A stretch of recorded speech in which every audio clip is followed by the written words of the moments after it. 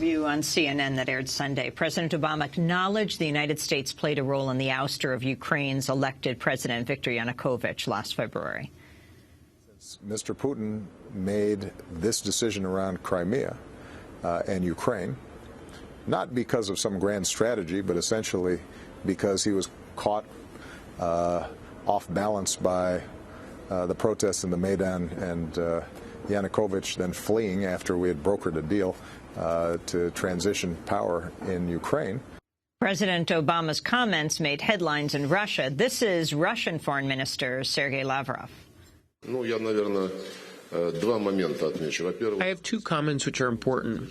There has been confirmation that the United States was directly involved from the very beginning in this anti-government coup d'etat, and President Obama literally called it the transition of power.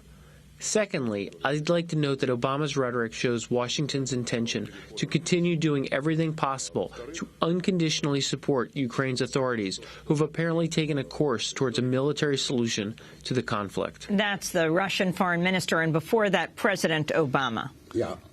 President Obama said something that undoubtedly he was later told he shouldn't have said because he wasn't clear what he was referring to.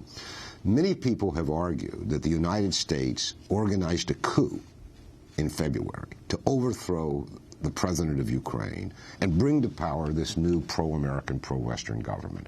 I do not know if that's true, but what Obama said leads people to think that's what he was acknowledging. He wasn't. Here's what happened, and he's right about Crimea. He just let the cat out of the bag here. An agreement was brokered in February. Everybody think back. It's only 1 year ago.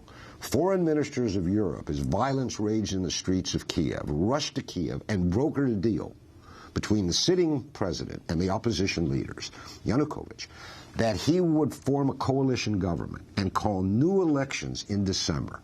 And everybody thought, wow, violence averted. We're back on a democratic track. And what happened? The next day, mobs took to the streets, stormed the presidential palace. Yanukovych, the president, fled to Russia. But we now know that when that deal was struck by the European ministers, Putin and Obama spoke on the phone. And Putin said to Obama, "Are you behind this?" And Obama says, "I am. Let's get back on peaceful track." And then he asked Putin, "Are you behind it?" And Putin said 100%.